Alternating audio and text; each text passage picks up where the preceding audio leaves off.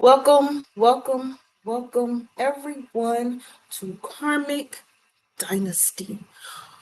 All right, so yes, I did stream earlier today. I'm coming this evening to you all. For some of you, it's your Christmas. For those who take notes from me, we rolling with the happy holidays, happy holy days. And one particular person, because they had some feedback about being nice just this one day, or sharing feedback to someone using happy holiday just on this day. So I told them everybody's celebrating something every day. So every day say happy holy day. Just cover it. We don't even cover the this that some people got right now. Now, you may look like a crazy man walking around every day saying happy holy day, but hey, it's what it is. What it is. All right, y'all. So today on Karmic Dynasty, we are streaming to multiple YouTube channels. Gratitude. We need y'all to subscribe to your respective channel. All right. We are over here on Karmic Dynasty. Right now, someone shared this with me and thought that y'all might all need a little message. So I'm going to share this with y'all right now before we get started with today's presentation. In the meantime, y'all go ahead and comment. Oh, and it's open panel discussion today. So you want to come up here on the panel? You got something you want to share, you want to say?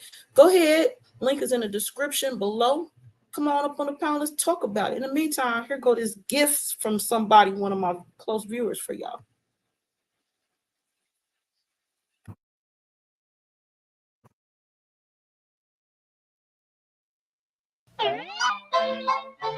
Please stay, Frosty. Please. Oh, haha. Don't cry. I gotta go. I'd be a puddle of slush if I stayed. I'll miss you. Oh, I'll miss you too, Karen. But don't worry. I'll be back again next year. Bye. Wait, where'd my watch go? My wallet's gone. Happy birthday. Go, go, go.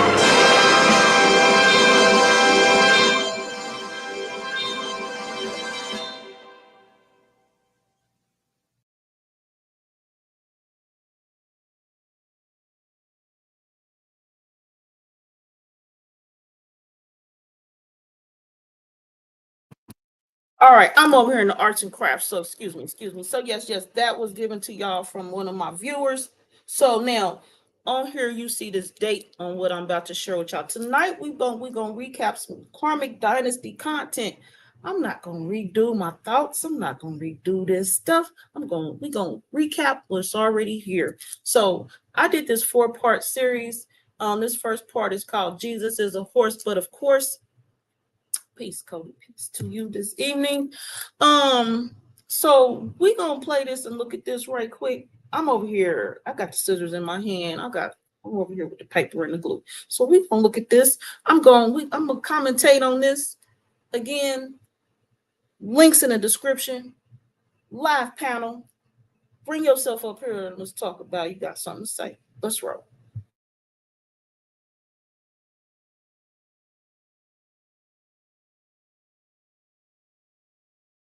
You may do so.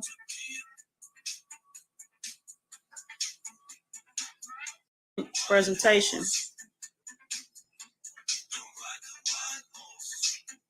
If you are new to Karmic Dynasty, I appreciate you being here today. Gratitude. And everyone, again, welcome.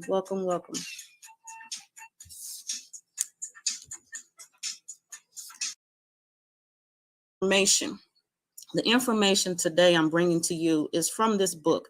It's called The Devil's Pulpit. The author is Reverend Robert Taylor, and I'm going to share a brief on him to give us an overall before we dip into some matters in his book. And we just covering a portion of the first chapter this evening. So with that being said, Jesus is a Horse is a series. It starts this evening. And this is part one, as it says, and we're going into part one today. So the screen reads, Reverend Robert Taylor was an early 19th century radical, a clergyman turned free thinker. His infidel home missionary tour was an incident in Charles Darwin's education, leaving Darwin with a memory of the devil's chaplain as a warning of the dangers of dissent from Church of England doctrine. From qualification to anti-clericalism. In school, under John Adams at Edmonton, Taylor was articled as house pupil to Samuel Partridge, then house surgeon at the Birmingham General Hospital. In Birmingham, Taylor underwent a religious conversion after hearing Edward Byrne preach. Taylor studied for the church at St. John's College, Cambridge. At that time, the University of Cambridge was dominated by the established Church of England, and most students were preparing for positions in the Anglican Church. After ordination, Taylor abandoned Orthodox Christianity for evangelism and then eccentric anti-clericalism. The information I'm reading to you now is from Wikipedia. So if you want to search over the article and look at that, that's an option for you. And continuing on, Taylor set up a Christian Evidence Society and lectured in London pubs, attacking the Anglican liturgy and the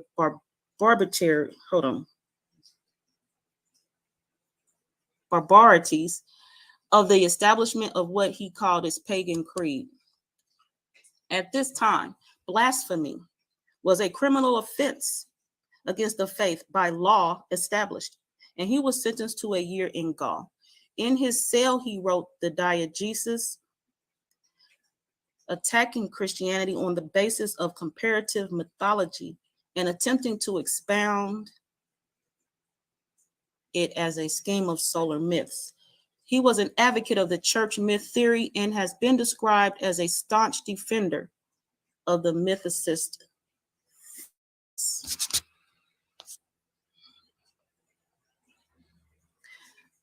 Two Sunday sermons on the devil caused particular outrage when Robert Taylor pronounced God and the devil to be but one and the self-same being. Hell and hellfire are, in the original, nothing more than names and titles of the supreme God. He was then dubbed the devil's chaplain, and thousands of copies of his ceremonies were circulated in a seditious publication, The Devil's Pulpit. April 1831, Taylor was again indicted for blasphemy over 2 Easter sermons in the last days of the Rotunda. He was sentenced to 2 years imprisonment. He sent protesting letters to the Times, but his pleas were snubbed by the Home Secretary. In a letter, Taylor described his physical decline and fear that the Christians have killed me. This is a quote, I'm quoting him. I never expect to leave this Bastille, but heels foremost. Your greatly obliged murdered friend, Robert Taylor. Despite his fears, he lived until 1844. The letter is now in the possession of Larry M. Wright, author of Christianity, Astrology, and Myth. Taylor and Robert Carlyle present their compliments to invite discussion on the merits of the Christian religion, which they argumentatively challenge in the confidence of their competence to prove that such a person as Jesus Christ, alleged to have been of Nazareth, never existed, and that the Christian religion has no such origin as has been pretended. Neither is it in any way beneficial to mankind, but that it is nothing more than an emanation of the ancient pagan religion. They also challenged on the whole of the merits of the Christian religion. Taylor would be remembered by Charles Darwin as a warning example of an outcast from society who had challenged Christianity and had been imprisoned for blasphemy, one of many warnings that gave him a well-founded fear of revealing his theory. So, along with The Devil's Pulpit, Reverend Robert Taylor wrote these other books, these other writings, works, publications, and this is a list of 3 of them here. So I have studied 2 of these 3, as well as the Devil's Pulpit. None of the other 2 that I've studied, or actually none of these 3 that are listed, will be included in today's presentation, but maybe a future broadcast, possibly. I'm still looking into that. Next slide. So right now we are at, hold on. Hold up, y'all, hold up. Stand by. Right now, while I get something going here, we are looking at the introduction to the actual book, The Devil's Pulpit. That's what we're looking at here. And I do not see what I'm supposed to be seeing, so I'm making some adjustments. Hold on. Okay, so I'm over in that video making adjustments. Okay, hold back. I'm here in the current time saying this is an open panel discussion. Yeah, I'm supposed to be seeing this. And I don't even know how this came up so fast. Either way, I'm gonna get, so in the world of standby, what has happened is StreamYard has given the option to share the PowerPoint from the studio. Okay, so for this is how it's supposed to look. This ain't how it looks. So I use the old method, which I've used all this time. And me and StreamYard can do the shared PowerPoint in the studio another day when I don't have moving parts. We'll do that. Shake Pink 40 says, hi fam in chat from YouTube. Peace. So the introduction to the Devil's Pulpit is a key to the astronomical allusions and various mysteries in the Bible referred to in the Devil's Pulpit by the Reverend Robert Taylor B.A. If you're interested in reading this book in any part or its entirety, it is a free PDF online, so you don't have to purchase it. And today I will be sharing the book in part, but not sharing, like I'm gonna share pages from the book, but I'm not going to read the whole page at times. We're just going to cover a few points. So if there's anything you want to know more about, then the book is available online. Continuing, the earliest worship was that of as exhibited in nature, and the study of religion was the study of nature. And the priests, natural philosophers, and hence astronomers, at first honest, but having obtained power and influence by knowledge, the people gave them credit not only for what they did know, but also for what they presumed they knew. And because they could foretell eclipses by calculations based on laborious observations and apparent astronomy, they also presumed that priests could foretell other events, and hence urged on the astronomical priest the character also of astrologers. The priest finding much, the priest findings. Now, right quick, I'm going to share this note. I'm sharing a note. When speaking on, what did it say? Hold on. Speaking on, okay.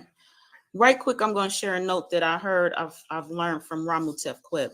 And here's Ramutef's banner if you want to speak to him. With the study of astrology, I know Ramutef has a few times mentioned that the study of astronomy should actually be the focus, should be the primary.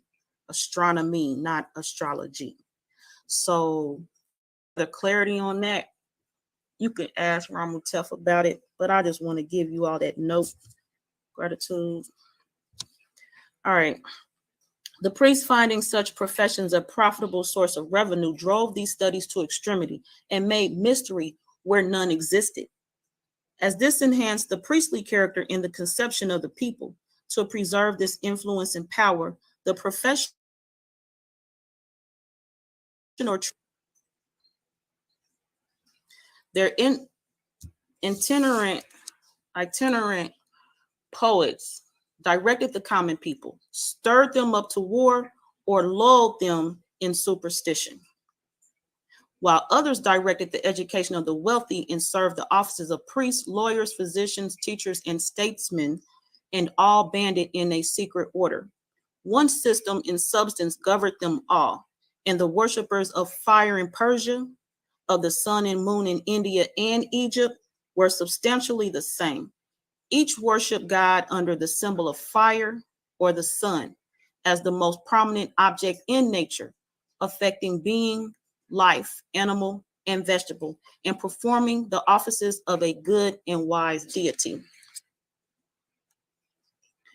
The blessings of nature were personified, and its qualities, the same as those of deity, taught by every symbol which nature affords or priest could imagine. The heavens and stars were divided into hosts. The sun assumed every garb according to the season and constellation in which it was: a raging lion in midsummer, an ox in spring, and in later times, the Lamb of God, when the sun took the cross and passed the equator in Aries the ram, a noxious scorpion in autumn, and the sun became a man in the watery season, and in that character was so worshipped. And these four signs formed the celebrated cherubim, which ornamented the columns equally of the Jewish and heathen temples, and have come down to our times and associated with Matthew, Mark, Luke, and John.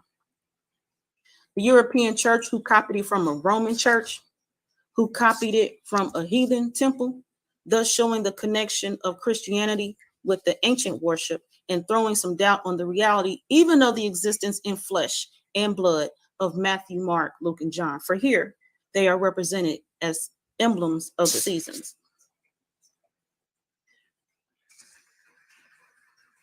All right. So now here we have the book itself. I just read an introduction, which are in the first few pages of the book, of course. Now I'm going to actually start sharing actual images of the book. So this sermon is called The Star of Bethlehem. Again, the Devil's Pulpit is made up of sermons by this author.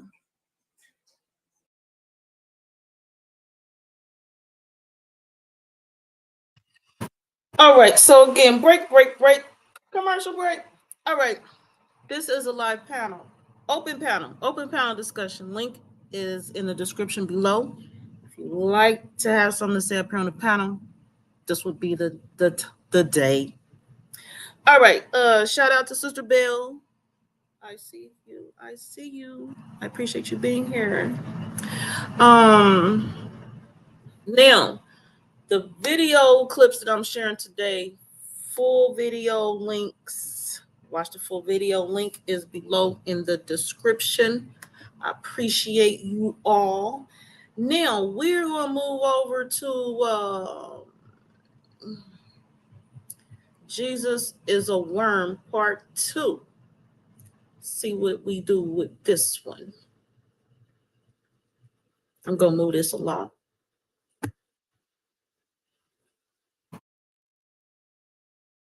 As the commercials, it looked like I had an event back then. Let's get into this discussion presentation. I did a lot of talking. I talked for, okay, I was doing upcoming videos. I'm talking now. Okay, that's a lot of, all right, I talked for 12 minutes. Goodness, y'all, let's go. The shadows, a little glimpse of the book cover. And in the middle, I'm looking at the pages of the book. Okay, and reading in brief.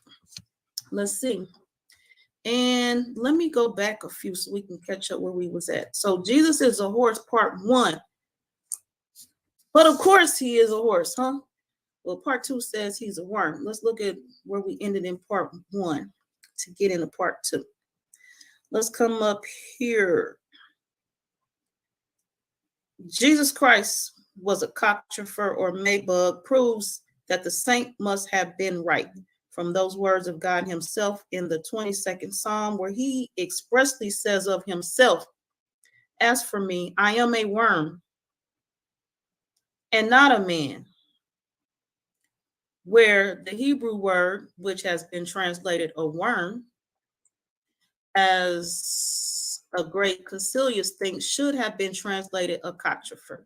But I am satisfied with the correctness of the received rendering, and do, God be praised for so much grace, rest in most assured conviction that our blessed Savior, in that high and sublime sense of the science of divinity, of which our divines of the present day are so egregiously ignorant, really was a worm and not a man, as I can prove beyond all possibility of doubt that no such man ever existed. But sprinkle cool patience on your warm feelings, and I will make this matter possess itself of your conviction, with confirmation strong as proof of Holy Writ.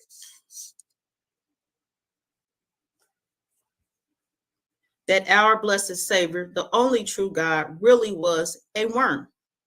You have not alone his own word in that most positive declaration of himself, than which no words could be more positive. As for me, I am a worm and not a man. But you have the whole analogy of faith and all the harmonious coincidences of this sacred science to illustrate and evidence. Let's see. For observe ye, our blessed Savior achieved his mightiest conquest in the grave. And 'tis in the grave that the worm conquers everybody. Nobody was ever conqueror in that field but the worm. To the challenge, O grave, where is thy victory? The only answer is the victory is the worm's. To the worm alone can it be truly said, thine is the kingdom and the power and the glory. The debt of gratitude, however ungrateful, must at least be paid. And as they say, our blessed Savior died for us, we must die for him. And as he gave us his flesh to eat, we must return the compliment and give him ours.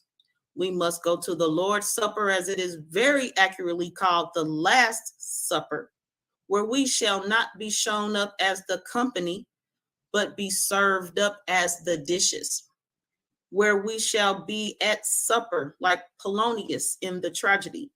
At supper where? Not where we shall eat, but where we shall be eaten. That he was a worm and no man is still further illustrated by that text which saith of him, verily thou art a God that hideth thyself, and that which saith, who only hath immortality, as he thrice declares to be the worm that never dieth. Whatever part of us may go into that fire, the fire that never shall be quenched, nothing is more certain than that when we go to Jesus, all the fat and lean will go to the worm that never dieth. Now hold, and I unlock this mystery. The mystery exists only in the misty view of Christian ignorance, for this is our noble science. That like the rock that lifts its awful form, swells from the veil and midway meets the storm, though round its sides the rolling clouds are spread, eternal sunshine settles on its head. The intolerance of Christian ignorance might be ready to exclaim that at this rate we could make anything of Jesus Christ. I certainly proved him to be a horse, and now I have proved him to be a worm. Yes, and if you'll honor me with your attention hereafter, I will prove him to be a fish. So it looks like I'm going to have a broadcast on Jesus being a fish. And that you may not think that I treat the matter lightly, I will prove him to be a pair of scales, and you shall weigh him for yourselves. Remembering only, I pray, that a false balance is an abomination to the Lord, but the true scales are his delight. In a word, we shall trace the real and only Jesus Christ through every one of the 12 signs of the zodiac to have been nothing more than the personified genius of each of those signs. And we covered that. That was covered in part 1, so I'm not going to finish this paragraph. As but look, I pray, on any projection of the signs of the zodiac you please. Immediately before the horse or centaur of November, you shall see the scorpion, black beetle, or worm that never dieth. The genius of October, the first of the winter month, standing there in the gates of hell.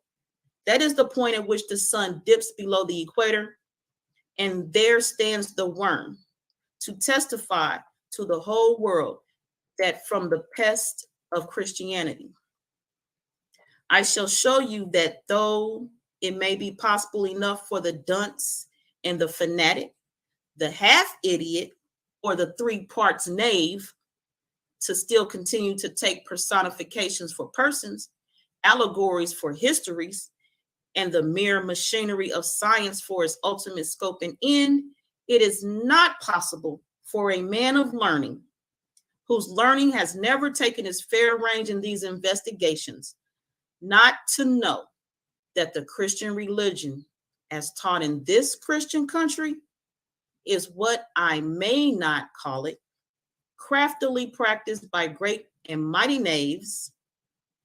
And me, myself, this Joy Allen speaking, if you don't know what the word knaves means, I suggest you go look it up.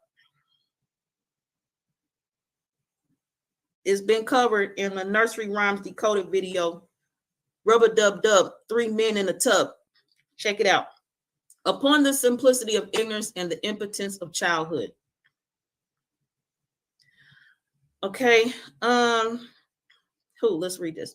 But here, sirs, with no other presumption than such as that of those who, in any age of the world, have offered truth and science to the world, in the place of the jargon of sanctified idiocy and consecrated falsehood, as Pythagoras presented his demonstration of the equality of the square of the hypotenuse to the squares of the sides of the right angle triangle, as Columbus presenting his evidences of the existence of the transatlantic continent, and as Galileo asserted his science of the earth's motion, in the teeth of monkish ignorance and priestly cunning, incapable of anger as of fear, inviting criticism and challenging the opposition of learning, if there be any learning in the world that can oppose us, we offer you our great solution of the evangelical riddle. It can only confuse you while you are ignorant. It can only offend you while you are dreaming. Awake, and you will find that we were awake before you. And you will come again and again to this true school of intellect and reason, to demand and to receive, I trust, not eternal repetitions of a silly story, but to imbibe the mind-invigorating draughts of genuine learning and still increasing knowledge.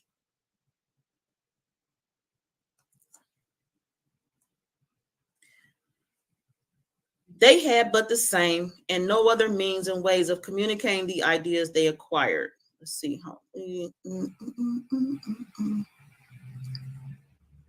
Where am I going? Okay. Right down here.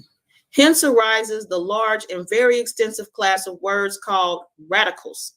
That is, words which are the roots and basis of innumerable varieties of language, but which, when analyzed, are found to be essentially the same and of the same signification in all the languages of the earth. And these you have the advantage of learning, as you learn the general chords and principles of music by your own ear, by hearing me repeat to you, as in my custom, all the different languages through which the text on which I treat has been derived. These radicals are always monosyllables. They never require more than 3 letters and may often be expressed by 2 or only 1.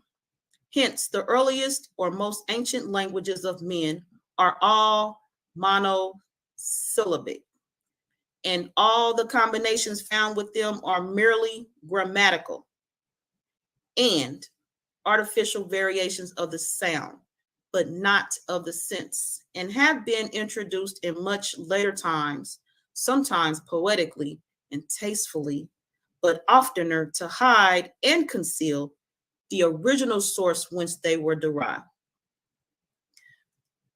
Of which last sort of words you cannot have a more striking specimen than that of the first noun in our text, the name Jesus, of which the last syllable us is no part of the word itself, but the mere Latin termination added to the only real and complete word jes, Jes. Thus, Jesus Christus is good Latin, but Jesus Christ is neither good Latin nor good English, nor good sense. For, in taking away the Latin termination from Christus, to render it to the English Christ, we should take away the Latin termination from Jesus and render it into Jes, Jes. The Greek word for Jesus, being which is precisely the same adoption of the Latin termination into Greek as our Jesus.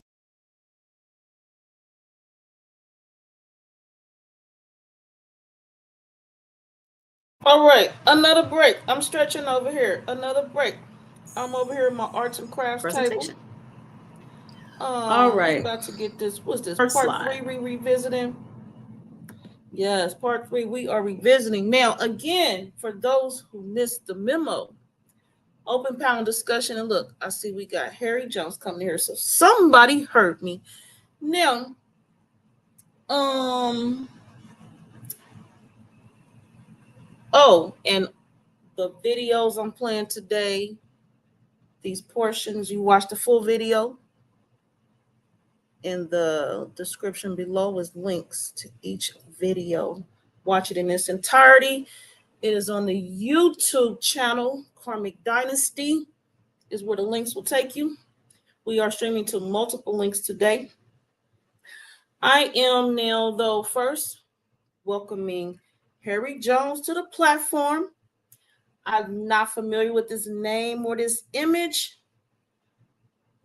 Welcome to Karmic Dynasty and enjoy your time here. SpongeBob, help! I'm screaming my pants. Oh, SpongeBob. We can't hear you. Can you turn up your microphone a little bit? SpongeBob, I'm screaming everywhere. It's all over my screen. This is so. And I see Electros Lover. I see you here. So Electros Lover, however you pronounce that, we just got done talking about words on the screen. So I don't know if that was Latin or English or fuck shit, electric, whatever I said that was. You've been banned from the platform. Again, people, you come up here, know where you are at. This is Karmic Dynasty. Now, I'm moving forward and sharing an excerpt from part 3 titled Jesus is Corn for the Twins and Bull. Now, Karmic Dynasty is also known with an astrology presence. So the twins and bull is an astrological reference. So check it out. We're moving on.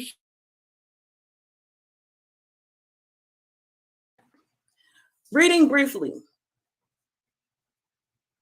but look at the literality of the text. The yes or yes, we talked about that. I talked about that in part 2. What part I'm on right now? Hold up. Look at me. Okay, yeah, part 2. We discussed it near the end, the JES in Jesus, and the US, the us, and how the yes is the yes. We did that there. All right, so what we saying? Yes, woodworking is great. Wednesday, yes. We could do that. We'll do that. And how don't you see this? This is what she's saying. So being in the house of corn of the days of Herod the king. Thus have we the literal translation of the mongrel Greek, Hebrew, and Phoenician roots of this egregiously misconstrued sentence, of which the sense is the son, that is the yes, or the jes, the jes, being in the zodiacal sign of the Virgin, who is distinguished by the spike of corn in her hand. So we're talking and speaking about the Virgin Mary, Virgo, and is the genius of the month of August, which is the harvest moon, which is further distinguished by the definition, the house of corn or bread. And moving on to the next slide. In Bethlehem, just us, yes. In Bethlehem, hold on, let me move my banner. Gratitude. In Bethlehem and in all the divisions of it, in which you will see that there are 2 children of 2 years old, Gemini, the twins of May, which this solar Herod is said to kill in our English rendering. But in the literal Greek, to take or put away or pass through, as the sun passes through the sign of the twins, and that there were but 2 of them, is discovered by the reference made to the astronomical scheme of the prophet, that is to say, of the old astronomer Jeremy. In Ramah was there a voice heard, lamentation and weeping in great mourning, Rachel weeping for her children. Why in Ramah? What is Ramah? Why, Ramah is the Hindustan, Coptic, Syriac, Phoenician word and literal name for the zodiac, the high, the elevated, the exalted. And this whole tale of the birth of Christ in the days of Herod the king is found in the Bhagavad Purana of India, in the Mithraics of Persia, and in the fabulous writings ascribed to Zoroaster, the supposed contemporary of Moses. As turned to the old astronomy ascribed to Moses, you will find that Rachel had but 2 sons, which were Joseph and Benjamin, and there they are to this day in Ramah. The 2 boys of the zodiac, as Joseph and Benjamin together are accounted as making up but one of the 12 signs. And this King Herod is no other than such a sort of personage as our English John Bull. He never grows old, he never goes dead, but he is the bloody King Herod, the naughty man who comes to take away the naughty children. And I don't know if I went down this far. Let me see. 20 the date of the affair. Okay. As we find the grave historian Eusebius assuring us that the martyrdom of Polycarp in the reign of Marcus Aurelius at Smyrna, 200 years after the pretended date of this affair, took place by order of this same bloody King Herod, notwithstanding the worms eating him up. We discuss worms in part 2 as well, as they do every year when he enters into the sign of the scorpion of October and gives not God the glory, but not alone the name of King Herod, but the name of the children whom it is so ridiculously supposed that King Herod slew. In its original significance and historical derivation, demonstrates the astronomical relations of the whole mystery. Herod the king, that is Hercules, the hero of the skin, put away all the boys. Now the Greek word betrays to us the Coptic article in composition with the Phoenician, the whole word Pleiades being the common title of the sun, formed of the radicals. The Lord fire, hence the Latin word for a boy, pure, is the Greek word for fire. The root of the English words pure and purity, and the key of the evangelical conundrum, blessed are the pure in heart, for they shall see God. That is, the stars that shine the brightest are nearest to the sun, And these boys in Ramah, which Herod passed over, are demonstrated to have been none other than the fiery boys of the zodiac, the two bright clusters of stars representing the figure of two boys, which the sun enters in the month of May, and for which Rachel weeps, and will not be comforted, not because they are killed, but because they are not. That is, because they are rendered invisible, no longer to be seen, are absorbed in the superior effulgence of the sun in passing through them, as he does in the month of May, when, lost dissolved in his superior rays, one tide of glory, one unclouded blaze, overflows his courts. Thus, in that name of God, Hercules reduced to his radical, we have the three Ammonian primitives, which are light, all fire, which is in the composition the light, the universal fire, or palindromically, the fire, the universal source of light, that is the sun.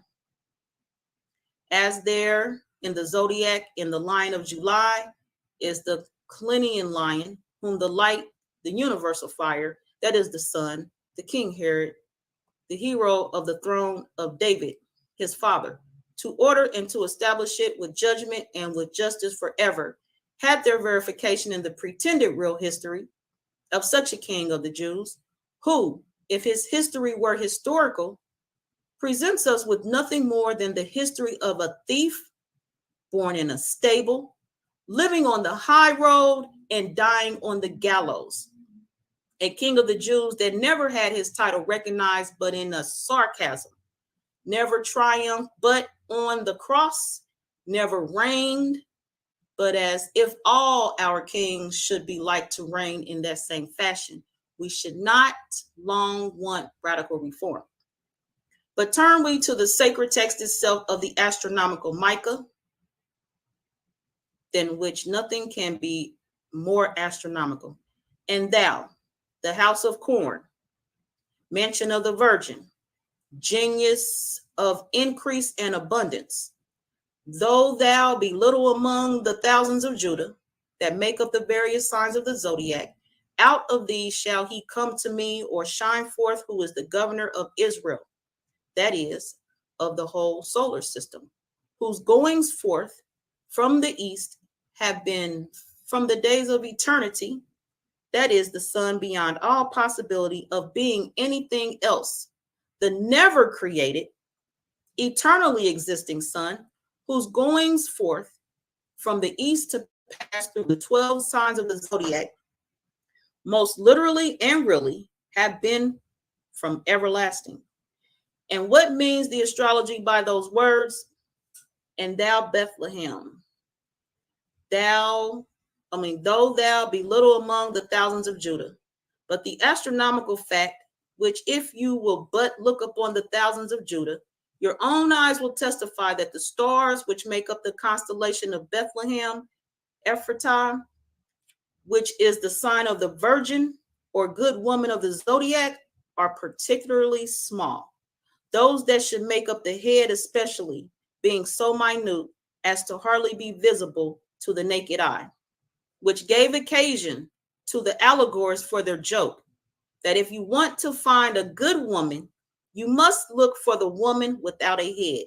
The pagan sculptors represented their Venus with a particularly small head, while the Christian painters represented their Venus, the Virgin Mary, whose house or domicile actually is in Bethlehem as a maid with no head at all. All right, again, brief. I'm not here to take all y'all's time. I'm not here to take all your time. I'm here to relay a message. That's it. I found the book interesting. It's called The Devil's Pulpit. PDF free online. Check it out. I will be here. You want to know the whole thing? You're going to go and download the book, The Devil's Pulpit by Reverend Robert Taylor, the PDF.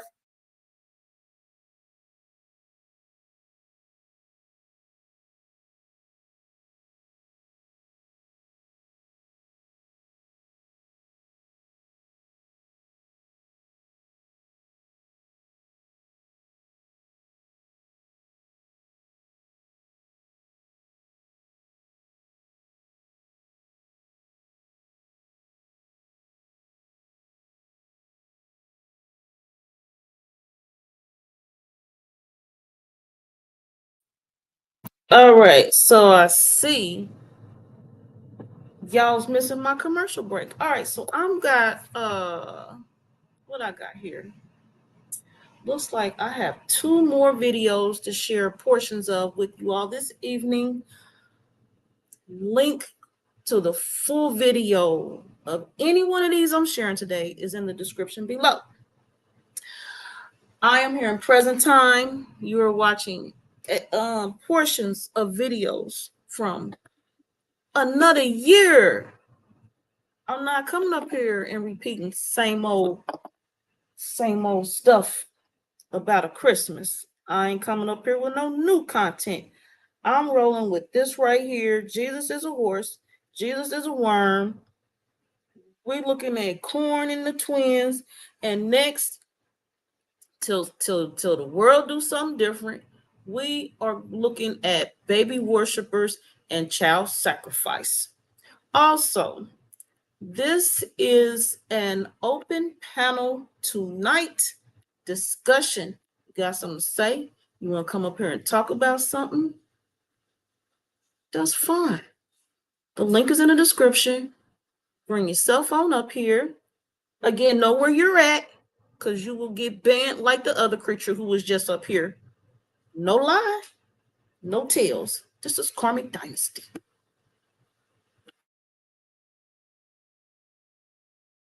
On your own. Stand by for me. Stand by.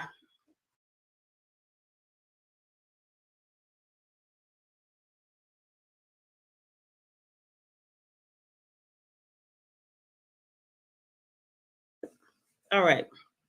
So it reads, we have found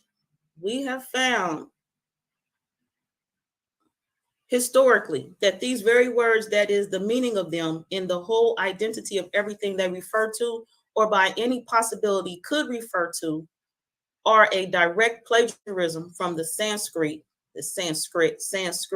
text of the Bhagavad Purana, that is in English, the Book of God of the Hindus, ascribed and universally admitted to have been written by divine inspiration of the Brahminical priest Vyasa, who lived and flourished in India at the lowest calculation, 1,500 years before our unluckily imagined epoch of the birth of Christ. We have found astronomically that in the most minute, even the most wonderfully minute applications, as accurately as the wax fills up every mark in line engraven in the seal, the whole story betrays the character of an astronomical enigma or parable and is a picture in words of the annual phenomena of the solar system. We have found philologically that upon tracing back the words themselves to their radicals or first types, they're literally itself. Okay, that's what it says. Their literality. How, what does that say? Literality. Their literality, goodness, itself is astronomical, whereby we have the same sort of perfectly mathematical demonstration as when we work out an algebraic problem geometrically and then work back the geometrical result algebraically. Thus, history, philology, what is this word? Philology and science combine in one great trinity of demonstration to prove the falsehood of the gospel. The radicals of our test read philologically, that is, according to their first types, throw up the perfect and complete astronomy. Now, when the sun entered into the zodiacal sign of the month of August in the ephemeris of Hercules, the regulator, then follows in our English version. Behold, there came wise men from the east. But here again is an egregious and most deceitfully intended false translation in our English testaments in order to produce a respect for these imaginary baby worshipers, to which they were by no means entitled. They were not called wise men, but magi, that is, magicians or conjurers, notwithstanding the strong reason which some may think they have to suspect that they were no conjurers. The fathers of the church generally speak of these wise men of the East as being three kings in order to make out the accomplishment of that prophecy. The king of Tharsis and of the isles shall give presents. The kings of Arabia and Saba shall bring gifts. This is the 72nd Psalm. But bring, I pray, as you would in all other sciences, bring down the rich stores of the knowledge already acquired to aid ye in the further demonstrations to which now we tend. The identity of Jesus Christ with the Son, the accordance of all the circumstances of this mythological history, from its imaginary conception by the Virgin Mary to his death, resurrection, ascension, and final coming again, as he does every year to judge both the quick and the dead, that is, to divide an equitable proportion of his light and heat to both hemispheres, that is, to us and to our antipodes, it being night with them when it is day with us, and vice versa. All this having been so clearly proved, the presence of these wise men of the East, the first worshipers of the infant, yes. Now, in part, I think 2 and 3, we discussed the Y is the J and the US on the end of Jesus, the us, and the only thing left is the JES. So right now, the author is just straight giving y'all the YES. So if you're reading this and you've not read the book or you've not heard part 1 through 3, then you like, what's the infant? Yes, we're speaking to Jesus. Jess is who he's calling. These magi, I'm going to run this back. All these having been so clearly proved, the presence of these wise men of the East, the first worshipers of the infant, yes, these magi with their gifts, gold, frankincense, and myrrh, which were from eternal ages, the first tributary offerings consecrated to the Son, is, as it were, the clincher to the nail driven in a sure place, a demonstration never to be withdrawn, that the whole story of the gospel from first to last was derived from these magi, and never was, nor is, any other than the ancient, occult, or hidden. At the bottom down here is a poem. I'm not going to read it right now. I'm going to come in here in the studio and see who my guest is popping up in here. Peace, Ramutef Queb. How are you? Welcome to Karmic Dynasty. Peace, Panatap, everyone. Thank you for bringing me on the platform. Peace to the Nature Ra as well. Thanks for everyone showing up. Right now, I'm kind of like a little.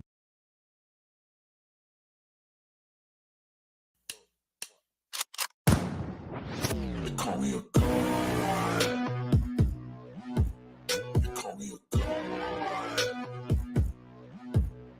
Call me a god. Call me a god. Let's go. I'm about to go off like a weapon. Fuel to the top, got a filled up engine.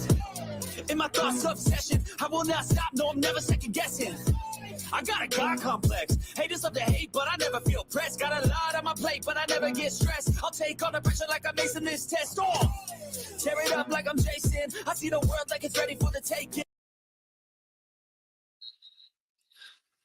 Oh, so right quick, that is the entire series of the Jesus is a Horse presentation. Again, the full video of any part of what you saw is in the description below. Click the link. It'll take you over to the Karmic Dynasty YouTube channel. Right now, this is related. I'm sharing it. Also, this is an open panel discussion. Link is in the description. This is Karmic Dynasty. So we rolling. I see this place like a game I'm playing, straight to the bank to collect my payments. Peace, everyone. Welcome, all of you, to Karmic Dynasty. Karmic Dynasty. They call him a god. No. Now, like the video. I'm sharing the video right now to Facebook groups. I know you share your video too. Comment on the video, like the video, share the video, subscribe to the Karmic Dynasty platform, YouTube. Also, besides my YouTube channel, I am live today on my Facebook page, Joy-ish Ram, and also my Facebook group, Karma Did What? What? Karma Did What? And my Twitter account, excuse me, MKD TNT.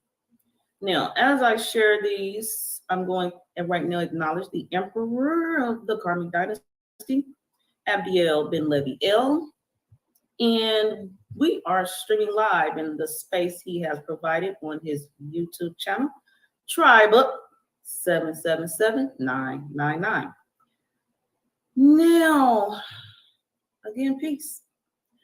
I am sharing now, besides my video to the Facebook groups, why I am here today, how I came about this topic, as I do. Now, I was scrolling through some things, and I don't know why I was scrolling, but I was. And I came across something about the Lord's Prayer. And I was like, what? Results page said what? And hey Cody. And I said, oh, for real? Then I dug in a little deeper. I got notes. Then I dug in a little deeper, more notes, and some more notes. Notes. So I'm gonna share them today here with you all because yeah, the Lord's Prayer is fake. Now, there's so much with the Bible that is translated and decoded and deciphered. I'm telling y'all today, it is straight like no deciphering, no decoded necessary. What I'm sharing with y'all today on the source of the Lord's Prayer has existed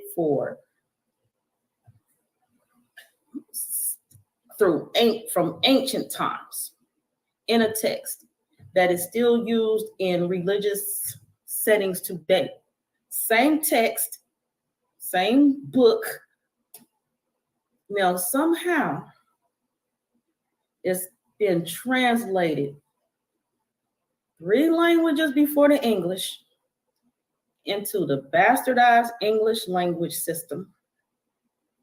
And when I read where this Lord's Prayer rooted from, and I know that like maybe a few miles, depending on where you live at, but it's possible like a few miles from that church that's reading the Lord's Prayer, the actual source of the Lord's Prayer in written true form is a few miles down in another religious setting. Just the whole makeup is madness. Now, peace to the Emperor. I appreciate you and your space on your YouTube channel. Now, I'm going to share this information today. I just got some notes, so we're going to see what shared screens I share right now. But we're gonna make it happen. But this is what I'm first gonna say. So apparently, according to what I saw in social media, the Lord's Prayer being fake, somebody made a post about the Aramaic scroll that was discovered in 1892, leading to a more accurate and definitive translation to the Lord's Prayer. I said, oh, let me dig in deep. Let me see what y'all talking about. So apparently, and I mean apparently, because over here on Karmic Dynasty, you know, the lies is getting busted up over here. But before I talk about the languages, back to what I was going to say, knowing that some of our people who have yet to come up out of the church, because I've been out the church for years and I'm always still finding out fakeness, falsehoods, and all this madness about this Bible, but it's just like, no wonder other cultures like look at us sideways, because we are clearly just, some of us just following what we was told to follow. We are taking instructions and steps and guidance from a book we were given and not looked into it at all. Just assume that it's the God. That's tragic to me. Just when I read this, I was a little saddened, seriously saddened. Now here we go. The Lord's Prayer before the English was Latin. Before Latin, it was Greek, and the source was from the Aramaic. So from the Aramaic to the Greek to the Latin to the bastardized English language system, we get the Lord's Prayer. Now, the original prayer, which is in the text today, I'm gonna share this information with y'all. I'm gonna share this with y'all. I'm gonna read my notes to y'all. So the translation, okay, this author named Neil Douglas Klotz, let's look at him. He actually translated in a mystic manner the Lord's Prayer based on him seeing the down here, Lord's Prayer. So he's the source, one source of my information. The Aramaic Lord's Prayer. He studied. He's as it says here, he's a teacher, scholar, author, musician. I read some more about him and his family. So he went on to translate in his book published in 1990. This is what I do know. And it's called Prayers of the Cosmos, Meditations on the Aramaic Words of Jesus. This book is on Amazon. You can order it there. Peace, Cody. Water the plants. You've been to church 5 times in your life. Me too. I kind of wish. Peace. Welcome to the platform. Water the plants. Welcome to the Karmic Dynasty. Cody, what you talking about? I was never too big on it. I never even prayed. I prayed until I started. I'm not even gonna go into my church story. There's this story. I prayed before I got in the church in brief. My mama was not a church. I got my church guidance from her. She was not one who went into the church. She stayed where she was at, and where 2 or more come in my name, that whole spiel. And I had my rebellious nature, and my rebellious side of me, I snuck off to church with my best friend in high school at the time, because her mom was a minister in the church. All the way across town, somehow my mama knew, because I spent the night at her house and just got up the next day, went to church with them. Somehow my mama found out what church they was at and showed up in church. So I was out there quickly. But yeah, once I got grown, I married into a family that was generations into a church. And as soon as I start questioning everything and not receiving the answers I wanted, I cut out. I prayed too, but at some point in looking into some things, I realized that prayer can't always be on your knees. What if I'm in traffic and I got something I want to say to God and or Jesus? Am I supposed to get out the car from driving and get out on my knees and then pray? No, from that point on, I just realized prayer is a conversation, personal, however way you do it. And that's it. That and some other stuff got me out. Anyway, back to this. So the actual English translation from the Aramaic of the Lord's Prayer goes something like this. The streets talk. Oh, cosmic birther, not our Father. Oh, cosmic birther, not our Father. When I look further into the Aramaic which my Aramaic is rough. It goes Abwun Debwash Maya. The Debwash Maya, I'm gonna pull this up so y'all can look with me. I looked, and the word Maya alone alerted me to like some feminine energy. But as we know, the word Abba means father. And then, where I'm at, the womb, I'm typing this on the screen. The womb part actually means womb. So they're talking about the woman. Here it is right here. I'm gonna share, is this gonna share the full list for y'all? Let me see what it's gonna bring up here. Okay, this is good enough. Sharing this tab instead. This is where we said, okay. Now, the Lord's Prayer in Aramaic, Abwun, the AB on here is for father. Now, what I also know is in the Aramaic, the father represents a term of endearment, like dear, baby, honey.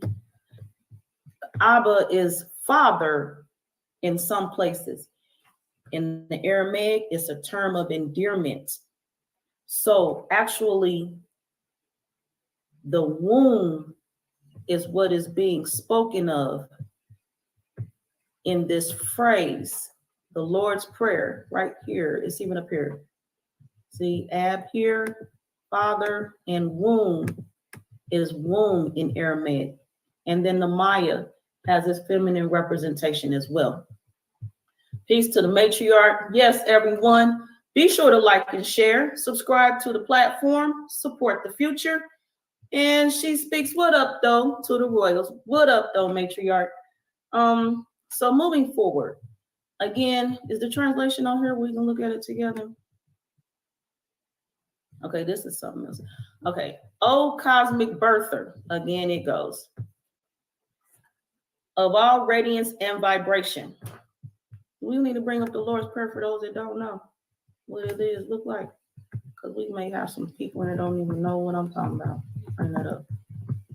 In the King James Version, in the Bibles, I don't care what version it is, the Lord's Prayer is in there. It is. Let's look at it. I don't know what version this is, but I'm gonna look at it today. Here, this gonna roll. We rolling with this. And they free gift can go away. Where I'm at with y'all right now. All right, if they gonna keep bumping commercials, I don't got time. Let's see what they gonna do. The Lord's, okay, they got traditional and contemporary. The Lord's Prayer. Y'all gonna look at this with me, and I'm gonna read the Aramaic, the original, the source of the Lord's Prayer. It goes, O cosmic birther. Again, I'm reading from my notes. And on the screen is the Lord's Prayer. This is how I got it set up for real. O cosmic birther of all radiance and vibration, soften the ground of our being and carve out a space within us where your presence can abide.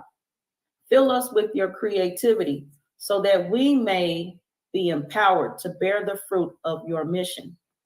Let each of our actions bear fruit in accordance with our desire. Endow us with the wisdom to produce and share what each being needs to grow and flourish. Untie the tangled threads of destiny that bind us as we release others from the entanglement of past mistakes, trespasses. Do not let us be seduced by that which would divert us from our true purpose, but illuminate the opportunities of the present moment. For you are the ground and the fruitful vision, the birth, power, and fulfillment, as all is gathered and made whole once again. And so it is. And so it is sound like some Ashe type stuff. But they will say amen. Amen. All right, so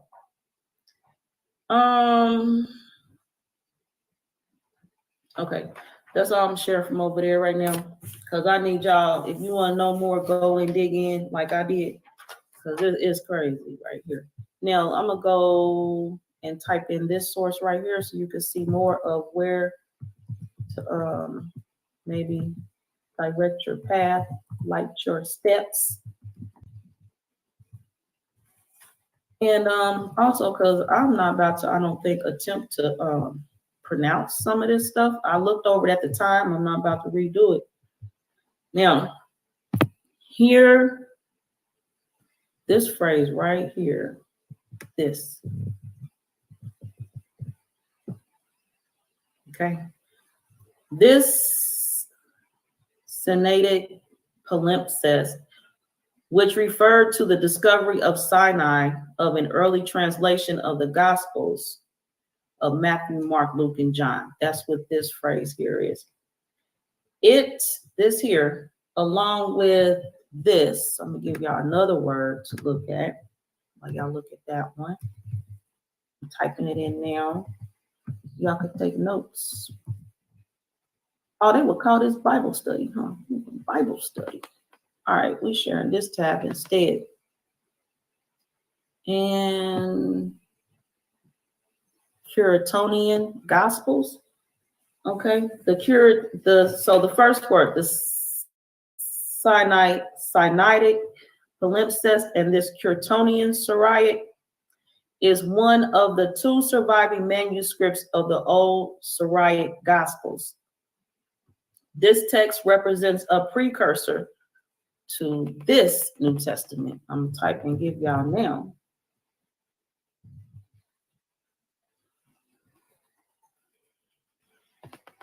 Okay. The Peshitta.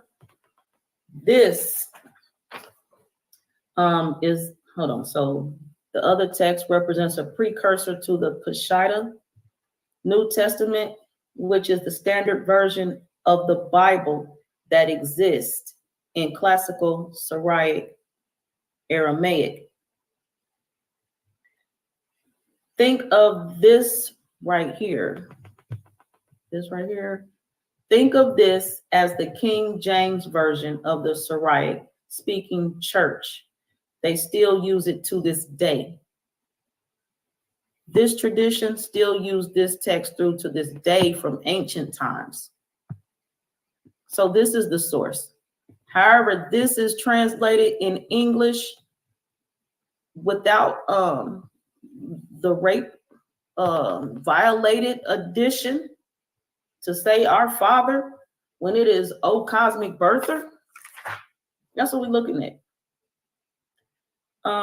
This is what they use today in their religious settings to this day. Syriac is a variety of Aramaic. The language of the old Syriac manuscripts is too young and physically removed to be Christ's language, and actually has features that we know Christ's own Galilean Aramaic did not have, including common vocabulary and grammar. The Peshitta New Testament, this word right here, before I be tearing it up. Where'd it go? Yeah, this word, that P word right here. This New Testament has been known about for millennia. Millennia. And the King James Version, the Bible in the churches, whatever version, been around how long? So how can it be a source? So the Lord's Prayer, they call it, is some made up stuff. Even when the Aramaic is translated where they got it from, in the English, it says, O cosmic birther. It don't say our Father. Actually, yeah, it don't say our Father. It speaks on our actions and us and our being. So it's a group setting speaking to the cosmic birther, like in the Bible, there's a group setting, our Father speaking for a group. Why it ain't personal like prayer? My Father, which art in heaven. I just don't. I'm not even about to mess with the Lord's Prayer over there right now. But back to the Aramaic again. For those of you in here new, missed it. Abwum, the Boashmaya is addressing the Father as a term of endearment with the AB. The womb represents the womb in this text. Where is it at? Here. And the Maya on the end also implicates the feminine aspects. Okay, moving forward, just to get in people in here who wasn't sure what's going on, because people are probably like, what is she talking about? The Lord's Prayer is fake. That's what I'm talking about. Where am I? All right. Where was I at? Page 4. Okay, page 4 of my notes. What I'm going to share from here. Okay, more details about the scroll that I mentioned in the beginning, the Aramaic scroll that was discovered in 1892. More information about it can be found in Margaret Dunlap Gibson's book published, How the Codex Was Found. I'm sharing that now. Information on it anyway. And her name is Margaret Dunlap Gibson. And where did it come from? Gibson. You're sharing this instead. This tab. Stand by for me. All right. Yes, here it goes. How the Codex was found. This it right here. The title and the author's name is down here. Right here. Now, this was originally published in 1990, so there are some variations. Publishment year is getting more current, but the original was 1990. There is a edition you can read online for free at openlibrary.org of the book to find out more about the source of the Aramaic scrolls discovered in 1892. So if you go to openlibrary.org, and here is where you can read her published book for free online. Neil Douglas Klotz, he also wrote, let me get this right here. He also wrote The Hidden Gospel. It was published in 1999, and more information is there as well. And it's a PDF form. The Hidden Gospel.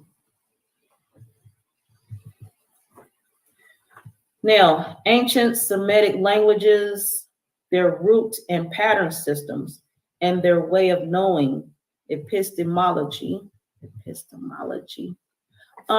in the ancient world mean that the words of prophet or visionary would always be understood on multiple levels. The ideal of one literal translation did not exist, and that didn't come later until Christian theology.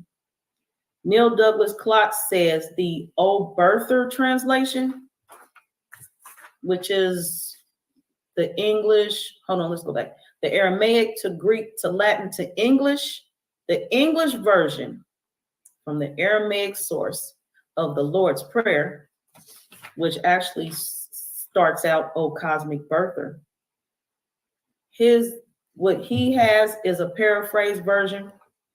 And Klotz is a former chair of the mysticism group of the American Academy of Religion. I actually think that is all I'm going to share today and leave with you all. Yeah. So I just want to come here and share that information right quick. Before we leave, I am going to read the source of the Lord's Prayer one more time. So we're going to